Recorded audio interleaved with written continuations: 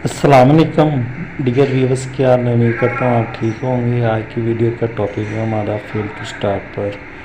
तो ये अलार्म जो है, ये सिंबल आप देख रहे हैं जो मैंने अभी रीसेट की है। अगर ये अलार्म आपके जनरेटर्स पर आता है तो इसका मतलब है कि आपके इंजन में तीन क्रैकिंग लेने के बाद ये अलार्म शो करवा दी है। यानी तीन सलग वो जनरेटर 10-10 सेकंड के रेस्ट के वफ़े पर लेगा और उसके बाद ये अलार्म आ जाएगा। इसको 3 अटैम्प्ट का नाम भी दिया जाता है। तो ये जनरेटर जैसे ही मेरे पास टेस्टिंग में आया, मैंने इसको स्टार्ट किया तो ये स्टार्ट नहीं हो रहा, जबकि मेरा डीज़ल भी रिवर्स आ रहा है। तो यहाँ से मैंने इसको पंप भी करवाया है और रिवर्स जब ये सलफ लगता है तो ये देखें आप, ये तो जनरेटर का डीजल भी वापस आता है। हमारे इसमें ना तो फिल्टर की चौक है तो ना इस इंजन में कोई मेन प्रॉब्लम है। हमारी रिले वगैरह मैंने टेस्ट कर ली है सारी, तो रिले का भी कोई इशू नहीं है। तो ये देखें, ये अलार्म इसका आ रहा है। तो अब इसका अलार्म का प्रॉब्लम तो बहुत सारे हो सकते हैं, लेकिन मेरी जो सप्लाई की वायर्स थी वो इस फ्यूल सोलिनॉइड के जो जैक में लगी हुई थी वो लूज़ थी। तो ये मैंने दोबारा वायर लगा के आप लोगों को दिखाई है कि इस तरह से ये वायर इसके अंदर प्रेस थी, लेकिन उसकी जो पिन होती है उसमें टाइट नहीं हुई थी, जिस वजह से मेरा इंजन स्टार्ट नहीं हो रहा था। तो फिर मैंने टेक्नीशियन को बुलाया, उसने आके इस पिन को, इस जैक को ओपन करके इसकी पिन को रिपेयर की है और इसको दोबारा से यहाँ पे इंस्टॉल की है। अच्छा वीवर, जैक को खोल के हमने पिन को बाहर निकाल लिया है और इस वायर्स के ऊपर हम दोबारा से पिन इंस्टॉल करके इसको पंच कर देंगे। तो ये पंच करने के बाद फिर हम जनरेटर चला के देखेंगे कि जनरेटर स्टार्ट होता है या नहीं। वैसे फ्यूल रिले का भी इशू हो सकता है, क्योंकि यहाँ पे हमारे फ्यूल सोलिनॉइड पे सप्लाई आनी ज़रूरी है। अगर हमारी फ्यूल सोलिनॉइड पे सप्लाई नहीं आ रही तो फिर सप्लाई का चेक करना ज़रूरी है कि मॉड्यूल रिले को ऑन करवा रहा है या नहीं, या रिले अपना पॉजिटिव जो पॉइंट है वो आगे बैटरी का यहाँ तक पहुँचा रही है या नहीं, या इसकी जो नेगेटिव वायर है वो बॉडी के साथ शॉर्ट है या नहीं। तो सबसे पहले यहाँ पे सप्लाई चेक करनी है। सप्लाई चेक करने के बाद भी अगर हमारी सोलिनॉइड ऑपरेट नहीं होती तो फिर सोलिनॉइड चेंज करनी होगी। और अगर सोलिनॉइड ऑपरेट हो रही है जनरेटर उसके बावजूद भी स्टार्ट नहीं हो रहा तो फिर सबसे पहले डीज़ल देखें कि हमारा डीज़ल जो है वो हमारे ऊपर जो नोज़लें, एटमाइज़र, इंजेक्टर वहाँ तक पहुँच रहा है या नहीं पहुँच रहा। तो वो नोज़ल जो हमारे पंप से, प्लंजरी पंप से ऊपर जा रही होती हैं हेड में, उसको एटमाइज़र या इंजेक्टर या नोज़ल्स बोलते हैं, फ्यूल नोज़ल्स। तो वो भी मैं अभी आपको ये रिपेयरिंग करने के बाद बताता हूँ कि वो कौन सी होती हैं और सिलेंडर किसको कहते हैं, कितने सिलेंडर का कौन सा इंजन होता है। तो हमारे जो ये 403 मॉडल्स हैं, ये हमारे सारे के सारे 4 सिलेंडर कहलाते हैं। जैसे 403 में 3 सिलेंडर है, 404 में 4 सिलेंडर है। तो 4 सीरीज़ में हमारे 3 सिलेंडर भी आते हैं और 4 सिलेंडर भी आते हैं, जबकि हमारी जो 1103 सीरीज़ है इसमें हमारे 3 सिलेंडर आते हैं। तो जो लास्ट वाला वर्ड होता है ना वीवर्स, वो हमारा हमेशा सिलेंडर कहलाता है। वो किसी भी मॉडल का हो तो उसके सबसे लास्ट में, जैसे 403 है 3 सिलेंडर, 404 4 सिलेंडर, 1103 3 सिलेंडर है, 1104 में 4 सिलेंडर है, 10006 जो है उसमें 6 सिलेंडर आ जाते हैं। इसी तरह 1206 है, 1506 है, 2506 है, 2806 है। ये सारे हमारे वीवर 6 सिलेंडर इंजन्स होते हैं।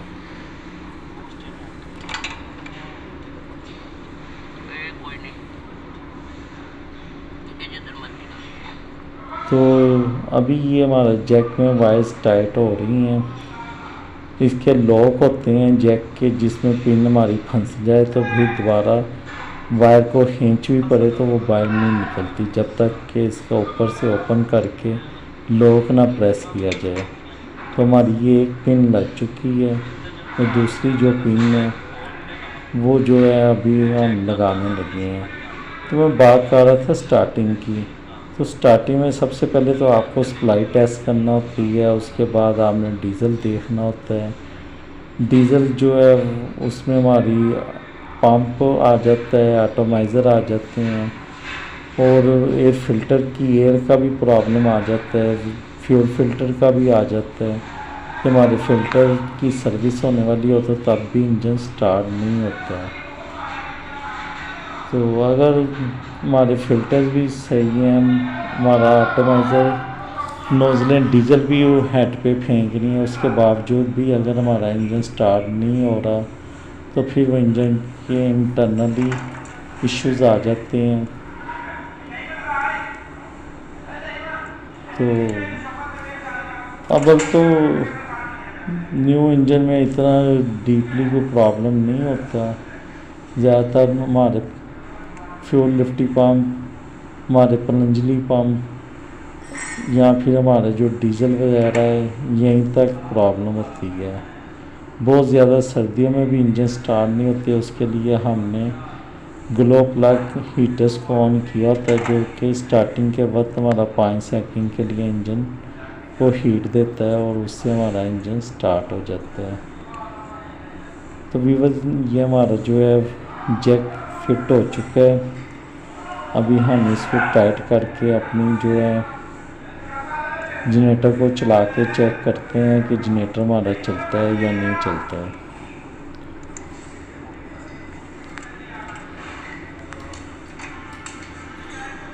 तो ये हमारा मुकम्मल हो चला है व्यूअर्स। अलार्म ये मैं यहाँ से रीसेट करने लगा हूँ। इस अलार्म को फेल टू स्टार्ट का अलार्म कहते हैं। तो ये यहाँ से मैंने स्टॉप कर दिया, ऑटो पे इंजन को मैंने स्टार्ट करवा दिया क्योंकि मेरी वाटा इस टाइम ऑफ है। ये देखें पहले ही सेल्फ में व्यूअर्स इंजन मेरा स्टार्ट हो चुका है। तो व्यूअर्स ये मैं रिवर्स जो पाइप है रिटर्न पाइप, इसमें डीजल आना शुरू हो गया है। ये मेरा ऑयल सेंसर है। ये 3 सिलेंडर का मेरा 16 kVA का इंजन है। ये फ्यूल फिल्टर, नीचे ऑयल फिल्टर है। ये राइट पे मेरा पतंजलि पंप है। ऊपर जो है व्यूअर्स यहाँ पे मेरा वो लगा हुआ है हीटर।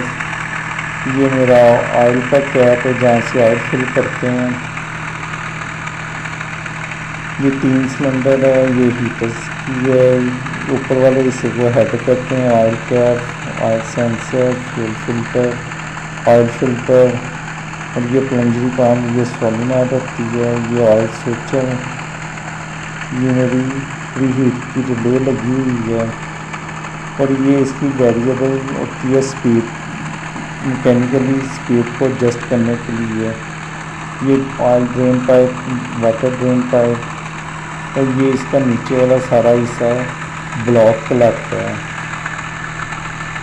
ये बैक साइड पे हमारी कपलिंग आ जाती है जिसमें हमारा अल्टरनेटर और इंजन फिट हुआ होता है।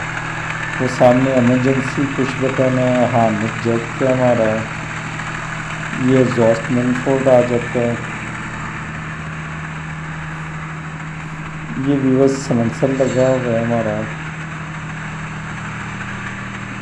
इसकी एक साइड हमारी आउट निकल जाती है और दूसरी साइड सलेंसर की हमारे इंजन में आ जाती है। नीचे ये डायनो है जो कि बैटरी चार्ज करती है। ये सेल्फ स्टार्टर है। ये ऊपर हमारे हाउस पाइप है जिससे हमारा पानी इसके अंदर इंटर होता है। ये इसका मॉडल है 403A15। इसके लेफ्ट साइड पे सलेंसर के साथ हमारे ऑयल के सेंसर वगैरह लगे हैं। ये हमारा अल्टरनेटर का मॉडल है TR040D 16 kVA 15 kVA की रेटिंग है। तो व्यूअर्स अभी मैं इसकी सेफ्टी टेस्ट करने लगा हूँ इंजन की। तो वीडियो को मुकम्मल लास्ट तक वॉच करें। ये इसका ऑयल प्रेशर आ रहा है, टेम्परेचर आ रहा है, बैटरी वोल्टेज आ रहे हैं। ये टाइम है इसका। तो अभी इस पर लोड नहीं डाला, पहले हम इसकी सेफ्टी वगैरह टेस्ट करेंगे, उसके बाद इस पर लोड डालेंगे। ये हमारा पैनल है, फर्स्ट जनरेटर रिले है, मिडल में वाटर रिले और लास्ट में कॉमन शटडाउन की रिले है। ये तीनों रिले हमारी 12 वोल्ट डीसी की हैं। 6, 7 और 8 पे हमने इनको कॉन्फ़िगर किया हुआ है। सामने हमारे मैकेनिकल इंटरलॉक के साथ दोनों कंटैक्टर्स हैं। ये हमारा पावर जनरेटर का ब्रेकर्स है। ये हमारी पावर की वायरिंग है, लेफ्ट साइड पे वाटर है, राइट साइड पे जनरेटर और साथ में उसके हमारे न्यूट्रल की टर्मिनल लगी हुई है। ये 32 एम्पेयर का हमारा चिंट का कॉन्टैक्टर है। इस टाइम हमारा जनरेटर कॉन्टैक्टर ऑन है, वाटर का ऑफ है। ये हमारे कंट्रोलिंग के ब्रेकर हैं जिसमें वाटर जनरेटर की सप्लाई है, चार्जर की सप्लाई है और मॉड्यूल की सप्लाई है। ये पहले जो 4 टर्मिनल है वो जनरेटर के, नेक्स्ट 4 टर्मिनल वाटर, फिर सीटी है और ये 1 से 9 तक हमारी नेगेटिव पॉजिटिव और आउटपुट पॉजिटिव है। 10, 11, 12 सेंडर और आगे हमारी नेगेटिव स्विचेस की है। ये MOR है व्यूअर्स हमारा मैनुअल ओवरराइड। इससे हमारे जब पैनल के कॉन्टैक्टर ख़राब हो जाते हैं तो तब हम इसको चेंज कर लेते हैं यहाँ से। ये टेम्परेचर का व्यूअर्स है मेरा सेफ्टी स्विच, जिसको कूलेंट टेम्परेचर स्विच भी कहती हैं।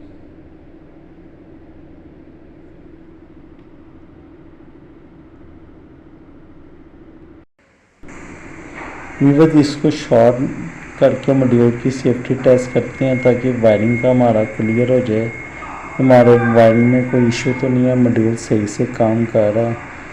क्योंकि हमारे स्विच ने भी जब हीटअप होना है तो इसने आपस में शॉर्ट हो जाना है और इसने शॉर्ट होने से मॉड्यूल पे अलार्म दे देना है। तो हम अपने स्विचेस को जो है वो टेस्ट करने के लिए इनके जो जैक होते हैं, इनकी वायर्स को यहाँ से निकाल के तो दोनों पिनों को आपस में शॉर्ट कर देते हैं। क्योंकि जब इसने स्विच ने अपनी वर्किंग में आना होता है तो ये पिन इसी तरह से आपस में शॉर्ट हो जाती हैं और ये स्विच जो है ये पर्किंस की तरफ से टेस्टेड होते हैं।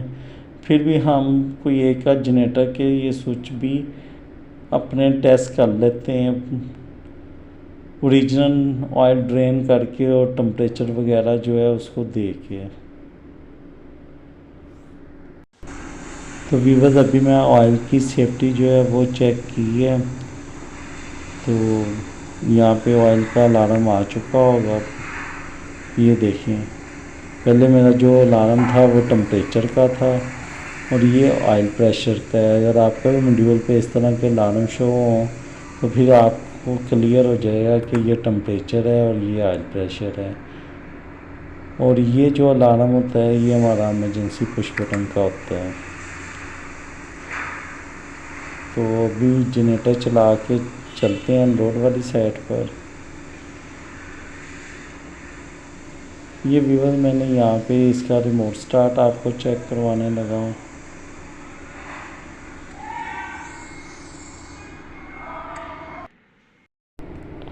व्यूअर्स ये हमारी 1 नंबर और 14 नंबर जो वायर है ये हमने 3 नंबर 4 नंबर टर्मिनल पे कनेक्ट की हुई है। और इसको अगर हम यहाँ पे अपने BTS की 2 वायर्स जो कि हमारे रिमोट के लिए होती हैं लगा दें तो हमारा जनरेटर रिमोट पे स्टॉप हो जाता है। और जैसे कॉन्टैक्ट हमारा बैटरी का वीक होता है, जो हमारी टावर्स की बैटरी होती है, तो जनरेटर फिर चल जाता है। तो अभी जनरेटर हमारा चल रहा था जब मैंने वायर ओपन की है और अभी पीछे से वापडा आ गई है। तो ये देखें जनरेटर मेरा दोबारा से बंद हो गया है। तो इसमें हमने सिर्फ एक रिले ऐड की है 220 वोल्ट की और अपनी रिमोट की सप्लाई एक मैंने डायरेक्ट दे दी है और एक वापडा की रिले से दे दी है।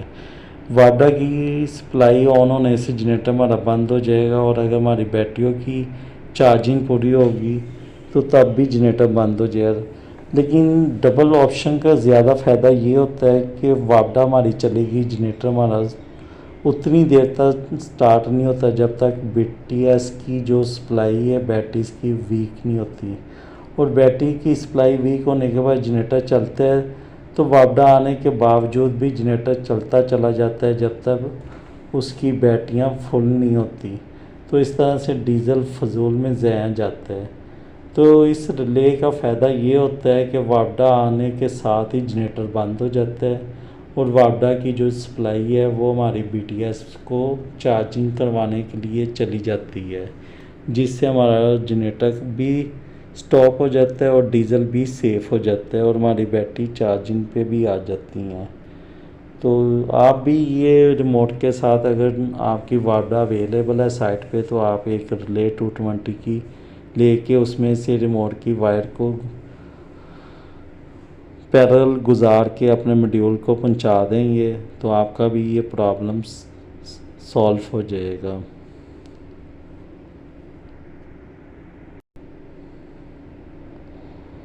तो व्यूअर मेरा डीज़ल थोड़ा सा कम था, मैंने सोचा कि इसमें डीज़ल भी थोड़ा ऐड कर लूँ क्योंकि वो चलाना था मैंने लोड पे इसको।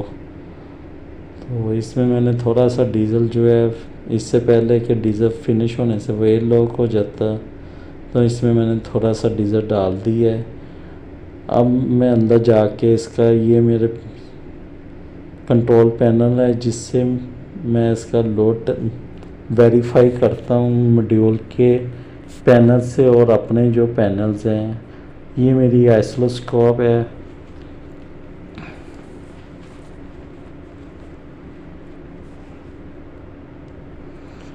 ये इसकी भी बस सप्लाई ऑन हो चुकी है, मेरी स्क्रीन की सप्लाई भी ऑन हो चुकी है। मैं इस पर लोड डालता हूँ जो कि 16 kVA की रेटिंग के मुताबिक लोड होगा।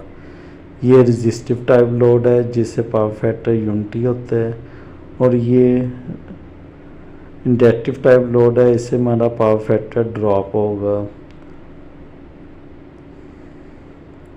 तो ये देखें बस ये मेरा सामने पावर फैक्टर शो हो रहा है। ये मेरे एम्पेयर आ गए हैं, single phase voltage, 3 phase voltage और फ्रीक्वेंसी।